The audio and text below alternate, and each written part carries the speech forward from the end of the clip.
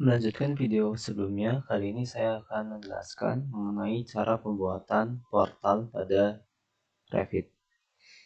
Untuk yang pertama, pemodelan sama seperti pada sebelumnya. Lalu cara yang pertama yang dilakukan yaitu membuat potongan, arahnya bisa melintang maupun memanjang sesuai dengan portal yang ingin kalian buat. Kali ini saya membuat portal yang arahnya X. Masuk ke section, lalu membuat potongan dari kiri ke kanan. Setelah potongan jadi, kita bisa langsung masuk ke display view-nya. Pada area ini kita bisa rename terlebih dahulu. Pada project browser, kita rename. Kita ubah namanya menjadi portal arah X. Atau disesuaikan dengan penamaan kalian. Rata-rata untuk penamaan itu biasanya portal arah X, arah Y, ataupun portal memanjang dan melintang. Setelah portal terbentuk pada view, kita perlu atur sedikit untuk batasannya, batasan view-nya. Mungkin kita tarik ke bawah lagi agar si footplate-nya terlihat ya. Lalu kita naikkan sedikit.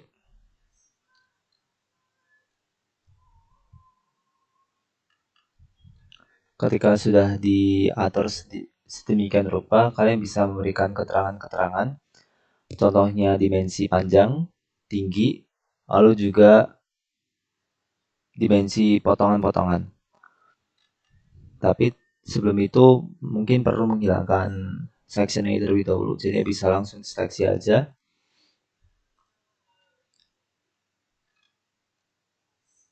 Lalu di hide atau kalian bisa mengetik EH.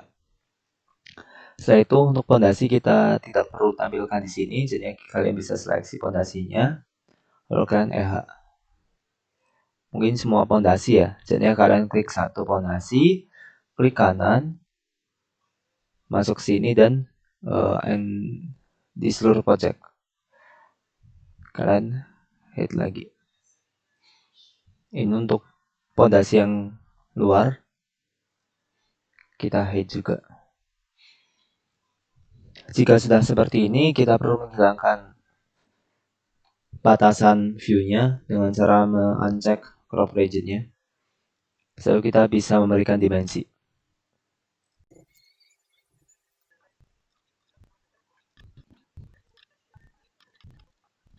Lalu kita memberikan dimensi untuk daerah lapangan dan daerah tumbuhan.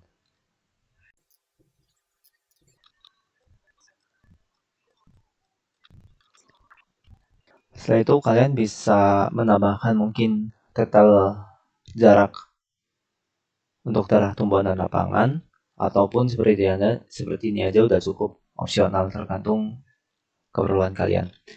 Lalu pada sini itu masih dalam bentuk garis ya, kita perlu pertebal. Caranya tinggal masuk ke detail, kita find. Sudah terlihat tebal ya.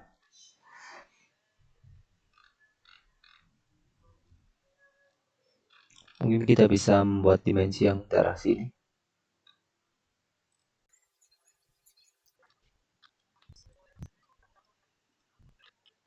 Setelah itu kita juga bisa membuat dimensi untuk daerah kolom, karena memang di sini terdapat kolom tumbuhan dan kolom lapangan. Contoh ini kolom tumbuhannya dan kolom lapangan ini. Tapi sebelum itu saya buat detailnya tidak aktif dulu. Setelah itu kita buat pendetailan.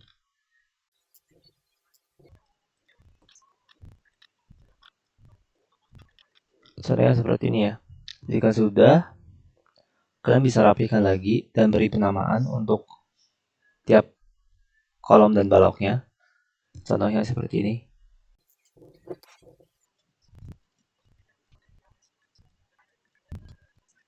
Jika terlalu besar bisa diperkecil.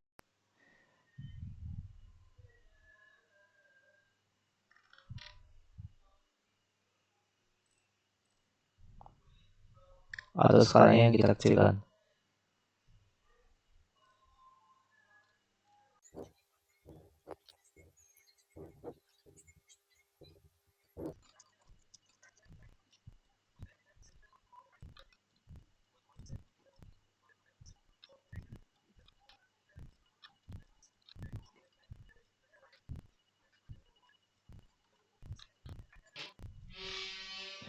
pada level fondasi ini bisa dihilangkan, jadi tinggal EH untuk menghide.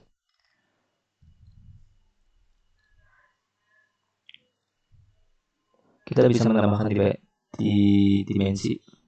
Caranya tinggal klik dimensinya, lalu tambah edit line. Dan kita tambahkan untuk daerah sini. Mungkin karena memang kita sudah menghapus untuk level fondasi, makanya tidak muncul ya. Jadi kita bikin baru aja.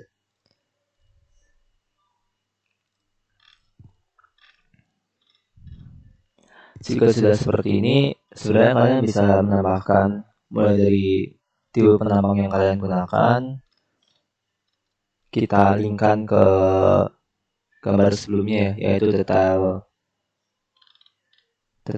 kolom 1, kolom 2 dan lain sebagainya. Kalian bisa seperti itu, atau cukup seperti tadi aja kayak gini. Kayak gini sudah lebih dari cukup. Untuk saat ini tutorialnya menggunakan yang model seperti ini aja dulu. Lalu kalian bisa masukkan ke kop gambarnya. Saya tinggal menambahkan sheet baru. Dan kalian tinggal masukkan portal arah X-nya.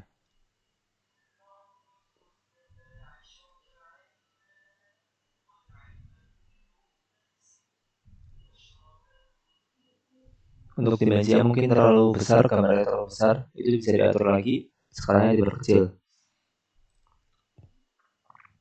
Mungkin jadi 100.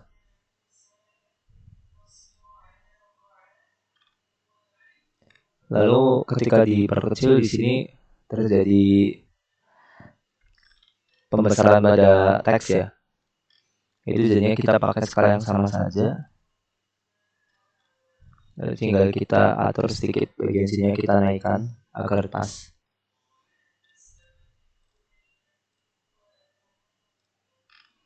Bagian sini juga kita turunkan sedikit.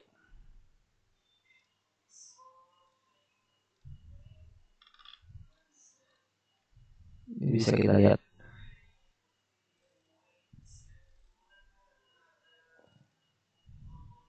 Sudah pas ya pada kop gambarnya.